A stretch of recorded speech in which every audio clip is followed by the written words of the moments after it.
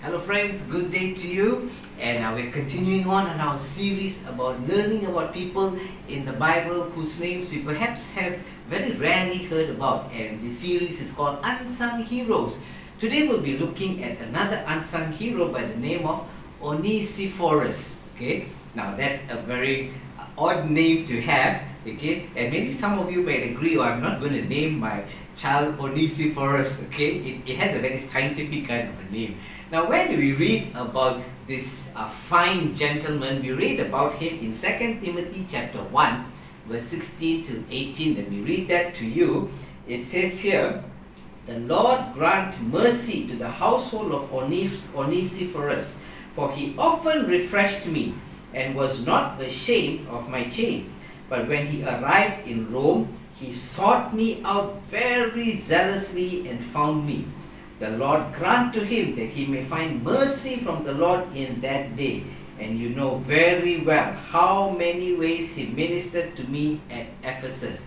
Now you'll find Onesiphorus only mentioned here, and Paul recognizes his contributions in one of his other epistles. That's all you read about Onesiphorus. Not even one chapter, just a couple of verses that Paul wanted to show forth the character of this man.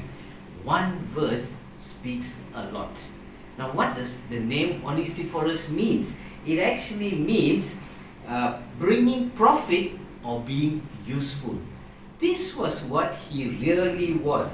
You could see in these few verses that Paul wrote about him that he was someone who was dedicated, someone who was persevering, someone who was faithful, and he was an overcomer. He was one who did above what that which was required. Sorry, I'm messing up my words. He did more than what he was supposed to do. This was a man who knew passion. He was one who ministered, because Paul said he ministered to me in my chains.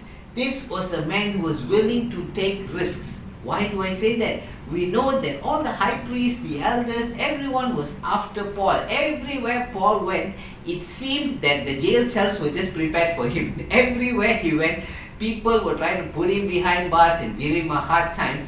But Onesiphorus, even though Paul was going through a hard time, he found ways to reach Paul and minister to him. He was willing to go where the battle was. He was willing to take risks. This is a man who seized opportunities. This is what I want us to take back from the life of Onesiphorus. He seized opportunities to minister to Paul because he knew the calling upon Paul, and he knew he could not carry that out, but Paul had been chosen by God to carry that out.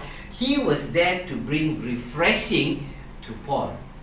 Now, what can we seize our opportunities in? Can I encourage you today, like Onesiphorus, seize opportunities to teach. Share what the Lord has revealed to you. Teach biblical truths. Teach people practical lessons. Teach them about life, because we are always learning in our lives. There's never a stage when we are not learning. So seize every opportunity you have to teach and to download something into the life of another person. Be a blessing to him.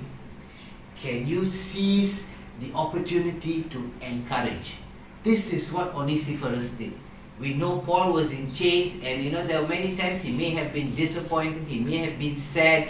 We see that even through his chains, he wrote letters, and the cry of his heart was to see the growth of the church.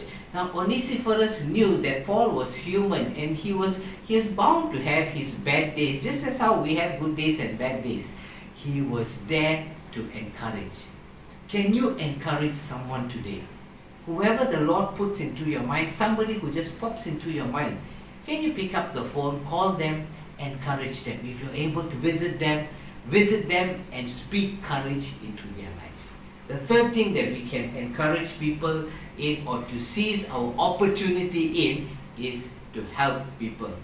It says here, Onesiphorus, he seized the opportunity to help and to minister to Paul. In fact, in one of the other translations, it says he eagerly searched out Paul and often refreshed him.